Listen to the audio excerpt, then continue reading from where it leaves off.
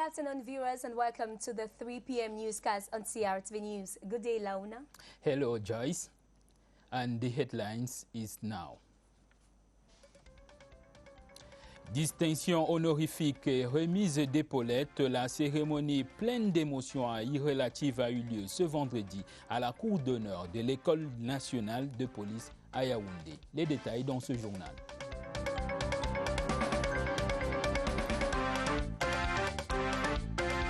The Upper House of Parliament adopts the sum of 4,865 billion CFA francs as the budget of Cameroon for the 2021 fiscal year.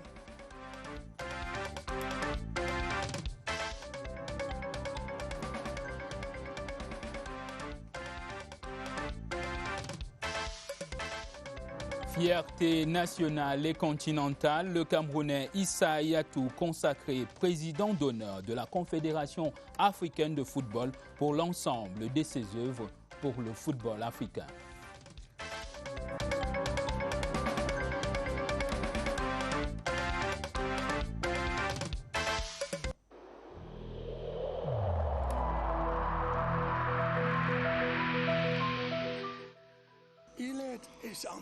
Each of us must comply with the measures that have been taken.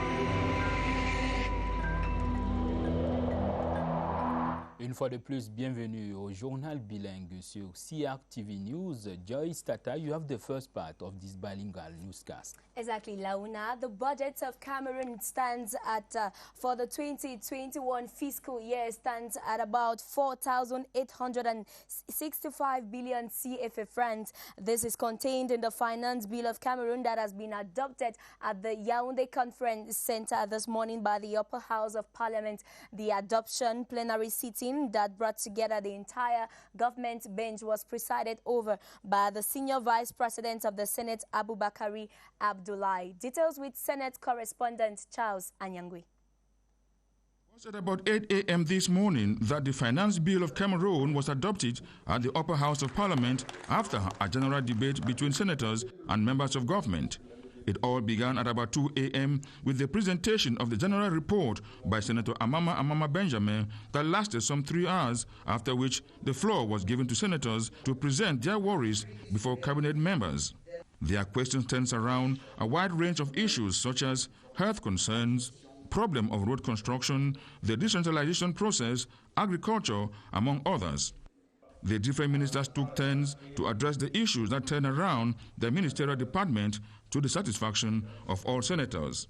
At the end of the exercise, the Minister of Finance expressed his satisfaction. We are tired but satisfied because the budget has been adopted. It has been already adopted by the National Assembly. Now it has been adopted by the Senate. We should go on the field so as to boost the economy. Following the adoption of the budget of Cameroon for 2021, that stands at about 4,865 billion francs, Cameroonians are now waiting anxiously for the head of state to promulgate into law the entire finance bill for its execution to begin by January 2021. A total of 477 members of the police corps have received honorary distinctions from the state and epaulets, promoting them to higher grades. This at a ceremony presided at by the Delegate General for National Security, Martin Mbanga Gile. The laureates, who include deserving civil servants of the Security Corps, promoted to the grade of Senior Commissioner and Commissioners of Police in the decree by the President of the Republic signed on the 3rd of November 2020.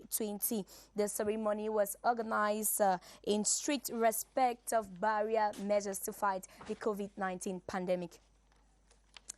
On to something else now. The Cameroon Consulate in Calabar, Nigeria, has donated a consignment of basic necessities, a special package of the head of state, to some 2,200 displaced Cameroonians in Nigeria. The donation was made under the full glare of the consul, Patrice Onana, who now elucidates on the relevance of such a donation.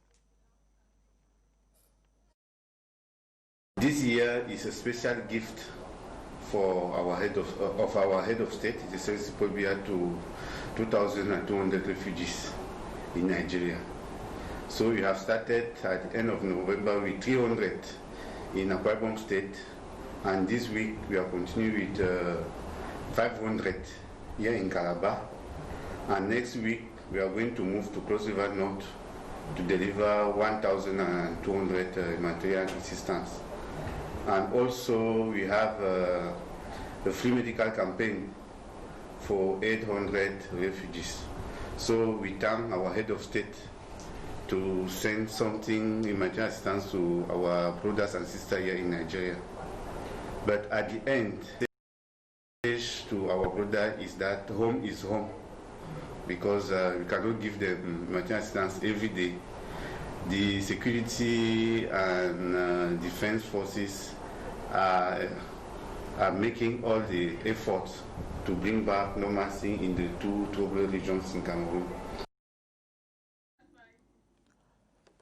Si vous venez de nous rejoindre, vous regardez le journal bilingue sur CR TV News. Fixons à présent le cap au Sénat. Là-bas, la Chambre vient d'adopter le projet de finances 2021. C'était ce matin au Palais des Congrès de Yaoundé au cours d'une plénière présidée par Aboubakar Abdoulaye, premier vice-président du Sénat. Les membres du gouvernement présents ont apporté des réponses aux préoccupations des sénateurs. Les précisions, Mathieu Kemgo.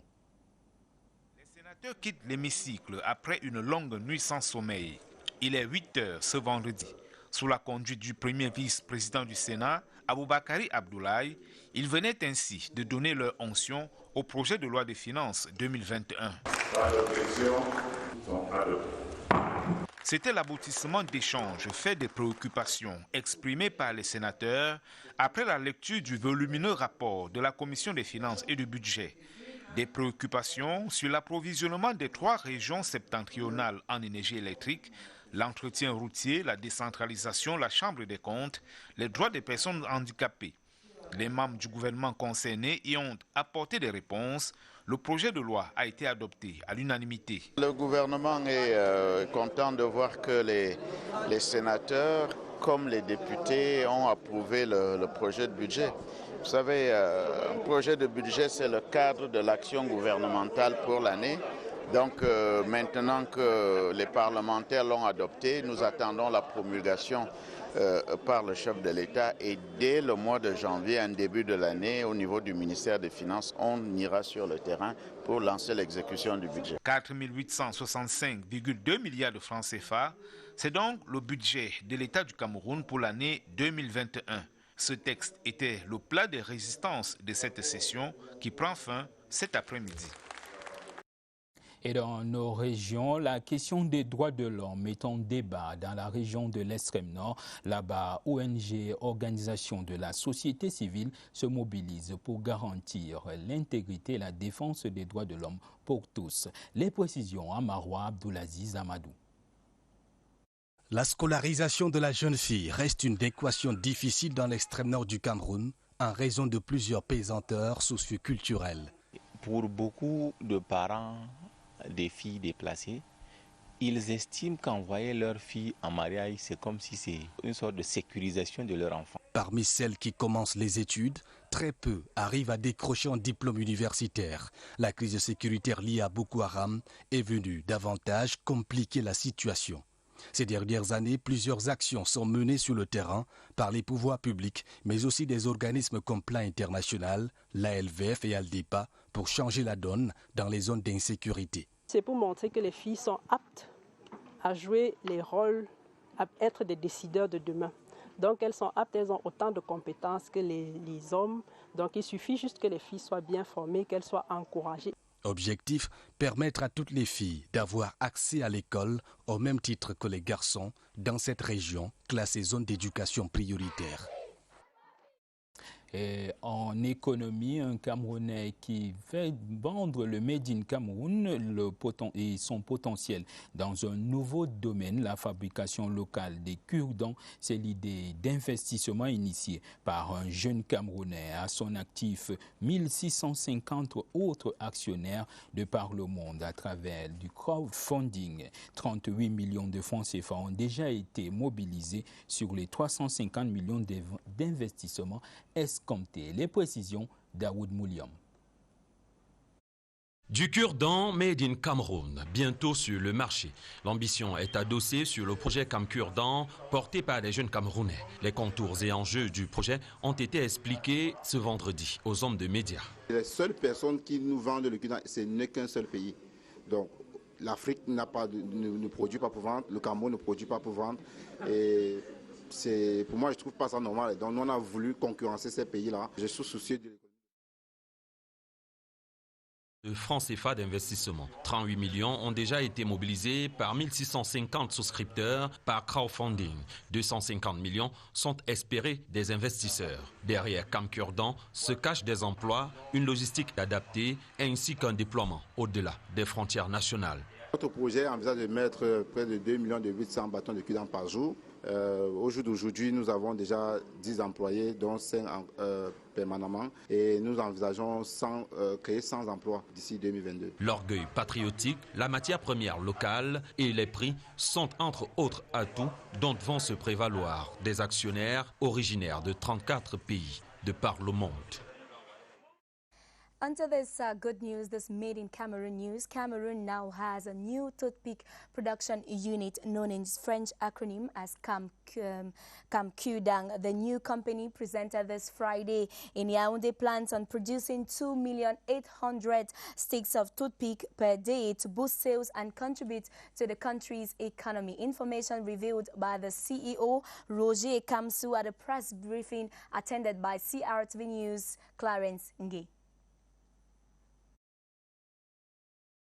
It is one of the recently created enterprises in Cameroon. Cam Cure-dent specialized in the production and sales of toothpicks. Managed by this young CEO and entrepreneur, Roger Brice Kamsou, he took time to detail the activities of his enterprise before the press. He says Cam Cure-dent wants to solve the deficit of toothpicks, which is of high demand in Cameroon, and also to compete with the main importer, China, which has been leading the market in the country for some time now. Toothpicks are produced by splitting bamboo combs into thin splits, further into circular rods of 2 mm in diameters, then are cut to length, polished, and the ends are sharpened. Officially launched on October 1, 2020, Cam Cure-dent has envisaged a He has brought more than 34 billion and 742 millions for the construction of this infrastructure. The decision of the head will move further, and we will. Stefan Dumbe Ekale of the Ngondo Committee and unbalance of the Douala chiefs who could not digest it. To resolve this problem, the chiefs of the 4 Douala clans and their notables met to dispel and find a solution to this affair, which did not honor the Douala people.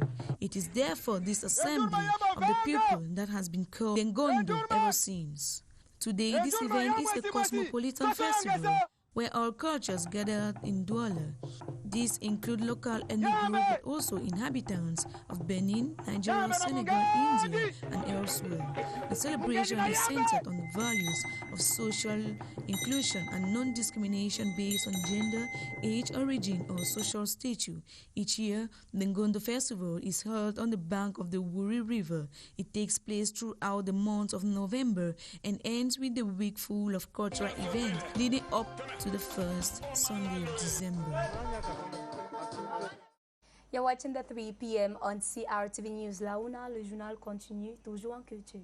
Exactly, Joyce. We remain on the banks of the Wouri River. Et selon plusieurs sources, cela fait près de 190 ans que le peuple de l'eau célèbre le Ngondo, une assemblée traditionnelle née pour laver un affront des Douala. Le Ngondo est devenu le symbole de leur unité, la concrétisation d'un front uni appelé à défendre l'honneur du peuple Sawa. Notre reporter Karès Sessian retrace pour nous l'histoire du Ngondo.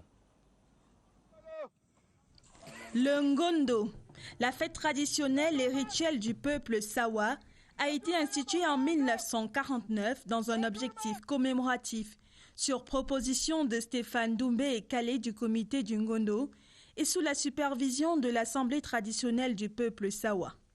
À l'origine, cette assemblée représentait le tribunal coutumier du peuple Sawa avant de devenir dans les années 1900 un organe de défense de ses intérêts, puis une institution de lutte pour l'indépendance du Cameroun en 1960. Selon plusieurs sources, le Ngondo existe depuis 1830 et tirerait ses racines profondes de l'affront infligé au peuple Douala par Malobé et Tamé, un colosse originaire de Pongo dans le nord-ouest de Douala.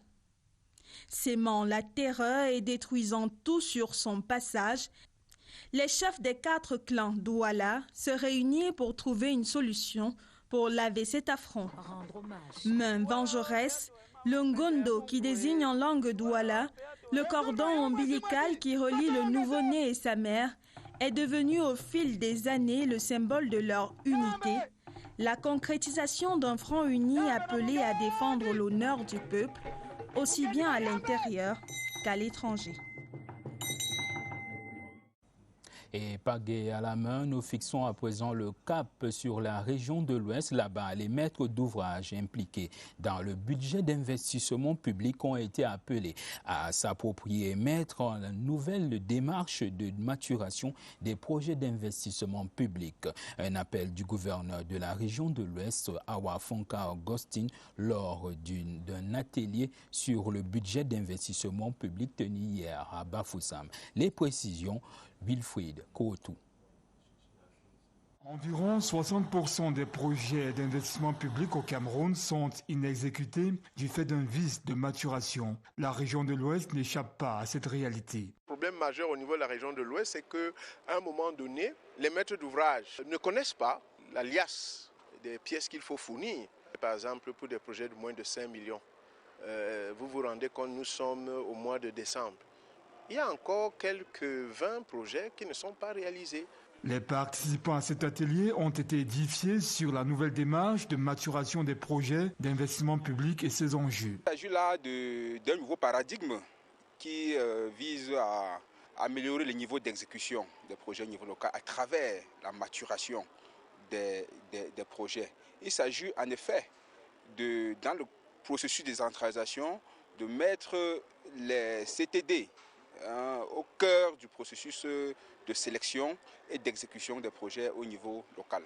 Rendu au mois de décembre 2020, le taux d'exécution du BIP dans la région de l'Ouest est de 93%. Pour aller au-delà, le gouverneur de la région de l'Ouest, Awa Fonka Augustine, a exhorté les acteurs du BIP dans la région à s'approprier la nouvelle démarche de maturation des projets d'investissement public.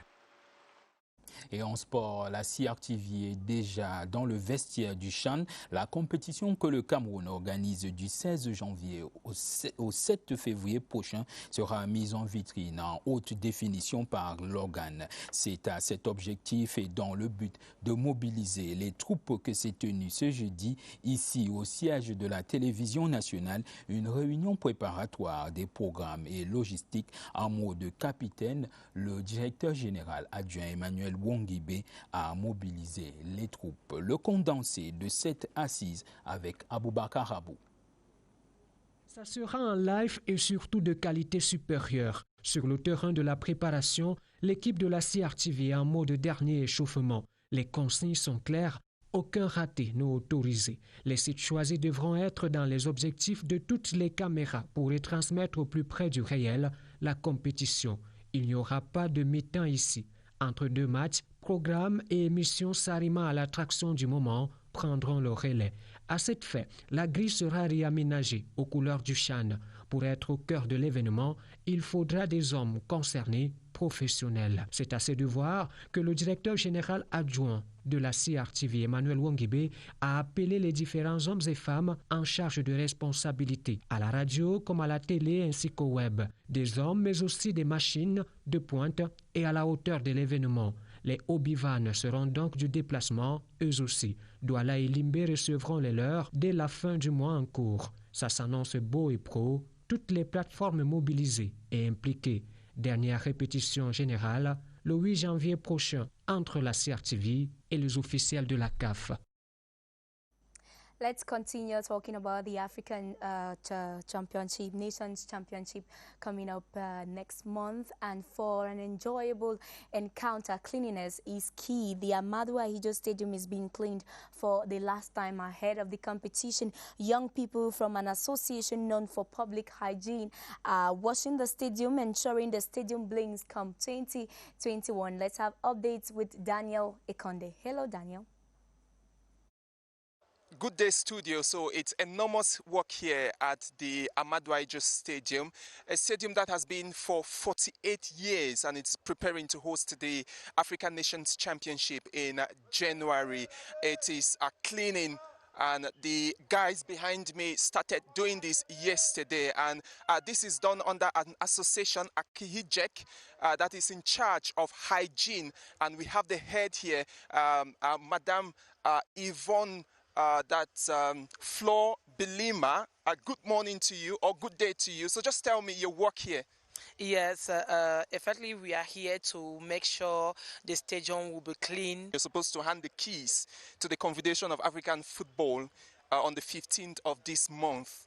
That's enormous work for you. It's a very, very mighty work, but as I said, my young guys are very, very motivated, and we used to do this kind of job. Yes, that day, that's the 16th of January, when we'll have the host nation Cameroon play against Zimbabwe in the opener here. Remember, this stadium will host Group A games of the African Nations Championship. Et nous restons sur le terrain de la mobilisation et des préparatifs en vue du championnat d'Afrique des Nations Cameroun 2021. Le Premier ministre, chef du gouvernement, a marqué des arrêts majeurs dans les différents stades devant abriter la compétition. Je vous propose d'écouter le Premier ministre, chef du gouvernement, au micro de la CRTV. Président d'honneur de la Confédération africaine de football. La proposition a été faite hier par le COMEX en vue d'élever le Camerounais à cette distinction honorifique. Les détails, Merlin Kamla. Les récents événements sur la corruption et la mauvaise gouvernance à la CAF ont inspiré le comité exécutif à faire un pas en arrière pour saluer les qualités de management d'Issa Hayatou durant les 30 années passées au sein de l'instance africaine de football. Président d'honneur de la CAF, c'est le poste qui lui est proposé. Une distinction qui salue son action au service du développement du football africain qu'il a défendu partout où il en était besoin, indique le communiqué publié par le COMEX. Battu aux élections de 2017 par le malgache Ahmad Hamad, Issa Hayatou, âgé de 74 ans, avait pris la tête de la CAF en 1988. Il fut par ailleurs vice-président de la FIFA pour l'Afrique et président de la FIFA par intérim du 8 octobre 2015 au 26 février 2016. Sans mauvaise surprise, l'Assemblée générale de la CAF, qui se réunit ce 11 décembre, devra probablement valider cette désignation honorifique. Et c'est sur cette nouvelle qui honore le Cameroun tout entier que se referme cette session d'information sur CRTV News. Merci de l'avoir regardé. Joyce, we will be back at 5 p.m. Exactly, Launa.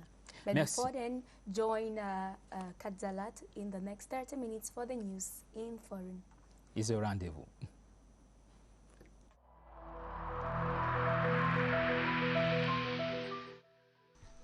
The wearing of face masks in public places will be mandatory until further notice.